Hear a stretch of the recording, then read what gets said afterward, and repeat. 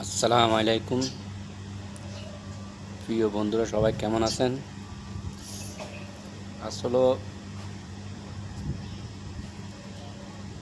আমি সন্দীপ প্রবাসী।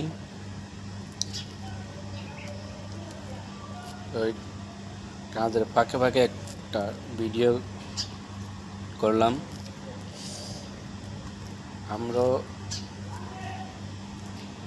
ওই দেশে মহিলারা যেমন ঘরের কাজে ব্যস্ত থাকে, আমরা আরবি ঘরে তাঁত কাজ করি।